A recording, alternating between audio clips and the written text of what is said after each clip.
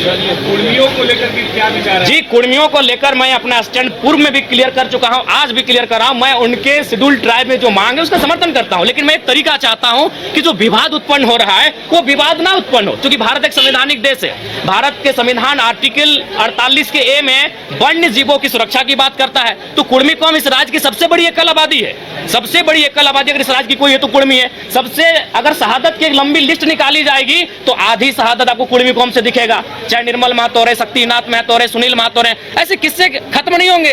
तो वो कौम जिसने इस राज्य को बनाने के लिए अपना लहू तक बहाया है, वो कौम जिसकी जमीनों पे टाटा है। अरे भाई, आज आपके कोई ना कोई रिलेटिव टाटा में जॉब करते हैं तो जानिए वो जमीन कुर्मियों की है, चाहे टाटा घाटोर है, टाटा जमाडोबार है या टाटा सिजवार है। आप नहीं करते, आपके मौसा करते हैं, मामा करते हैं, फूफा करते हैं, वो जॉब कुर्मियों की जमीन पर है अगर आप टाटा में करते हैं, क्योंकि टाटा की 95% जमीनें जहां खनन का कार्य होती है वो कुर्मियों की है, चाहे टाटा घाटो रामगढ़ रहे या टाटा जमाडोबा धनबाद रहे या टाटा सिजवा धनबाद रहे। तो इसलिए भैया उस कौम ने जमीनों को भी दिया है, जानों को भी दिया है, और आज अगर वो संरक्षण मांग रही है तो इसमें किसी को आपत्ति नहीं होनी चाहिए। हाँ, मैं रास्ता चाहता हूं कि जब राज्य सरकार अनुशंसा करे केंद्र को कुर्मियों को एसटी में शामिल करने का, और जब केंद्र से वो लिस्ट वापस आए तो राज्य एक काम करे, जो लोग पूर्व में शेड्यूल में है उनको वहां रहने दिया जाए और इनके लिए एक नया column, farming tribe, agriculture tribe, एक नया ट्राइब का कॉलम लेकर आए और इनको संरक्षण दिया जाए। ये लड़ाई आरक्षण की नहीं है, ये लड़ाई संरक्षण की है। इसी सरकार में मंत्री है चपरा लेकर, वो बोल रहे हैं कि आप लोग जो है आदिवासियों के हक में संगवारी करने के लिए जो है एसटी में शामिल होना नहीं, इसमें हक में उनको बोलिए इतिहास को पढ़े, अपने इतिहास को पुख्ता करें। 1931 जब अंग्रेजों का अंतिम जनगणना हमारे सामने प्रस्तुत हुआ था, उसमें 12 एक शायद घासी को हटाया गया और कुर्मी को, बाकी 11 लोग आज शेड्यूल ट्राइब में हैं, यानी 13 लोगों के साथ कुर्मी शेड्यूल ट्राइब, उसमें शेड्यूल ट्राइब नहीं था, उसमें प्राइमिटिव ट्राइब नाम था, उस सूची में सम्मिलित थे। बिल्कुल, सरना कोड का हम बिल्कुल समर्थन करते हैं। एक आदिवासी कौम, चूंकि इस राज्य का निर्माण ही एक आदिवासी राज्य के रूप में हुआ है और आदिवासियों की भावना सरना धर्म कोड पे आधारित है, अतः उनका इस धर्म कोड की मांग को सरकार पुरजोर तरीके से लागू कराने के लिए पहल करे। धन्यवाद, जोहार, नमस्कार। जयराम जी, एक सवाल, आपके जो आलोचक हैं वो आपको केजरीवाल बता रहे हैं झारखंड। अरे तो बहुत बड़ा बात है यार, केजरीवाल 10 साल सीएम रहे, तो केजरीवाल कोई कम? केजरीवाल का आप आलोचना कर सकते हैं, लेकिन उन्होंने जिस विजन को दिल्ली के माध्यम से देश को दर्शाया उसको आप नकार नहीं सकते। पिछली बार तो आप भी केजरीवाल की आलोचना नहीं, केजरीवाल की आलोचना के लिए नहीं, केजरीवाल से तुलना जी नहीं, बिल्कुल हमारी तुलना कैसे हो सकती है? वो कहाँ सीएम रह चुके, हम विधायक हैं।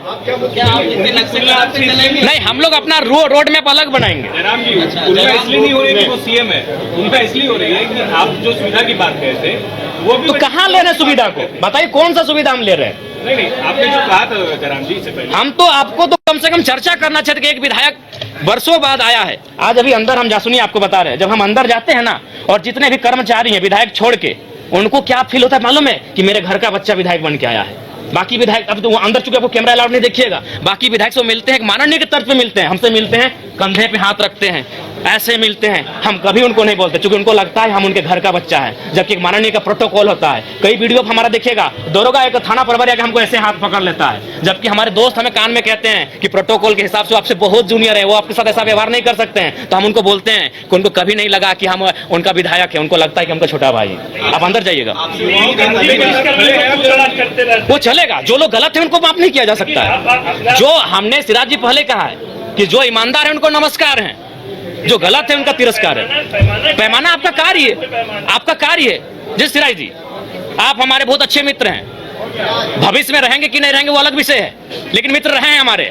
अभी जो आपकी और हमारी एक बहस हुई थी, पूरी दुनिया ने देखा, पूरे भारत ने देखा, लेकिन आप स्वीकार कीजिए सिराज जी, आपने 23 वीडियो बनाया था, 23 का 23 हमारे नेगेटिव में बनाया था। क्यों भाई? एक नया लड़का जो विधायक नहीं बना है, क्या आप इस सवाल, ठीक है मीडिया है, लेकिन इतना तो किसी का नहीं, उन्होंने वीडियो बनाया था, सवाल नहीं पूछा था, हमसे नहीं पूछा था इन्होंने।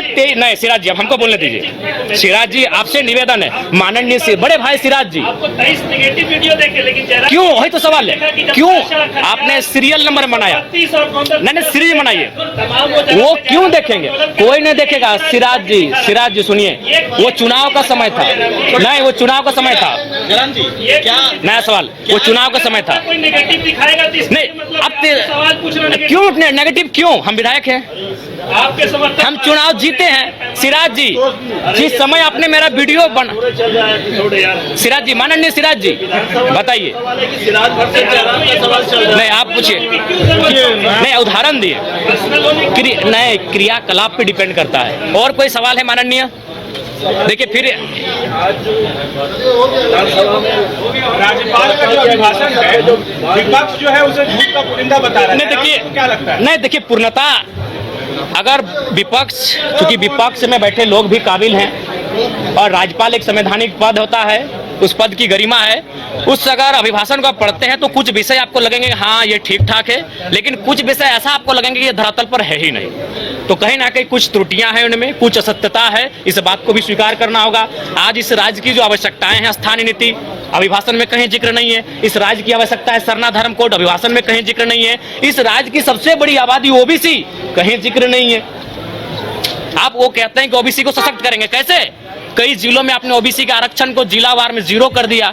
ये कौन सा है? ये कौन सा भारत आप बना रहे हैं? कौन सा राज्य बना रहे हैं आप?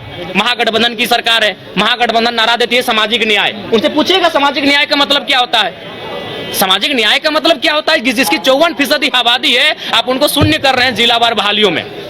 ठीक है, आप जो शेड्यूल ट्राइब है उनकी आबादी अनुमानित 26 है, आप 26 दे रहे, स्वागत है।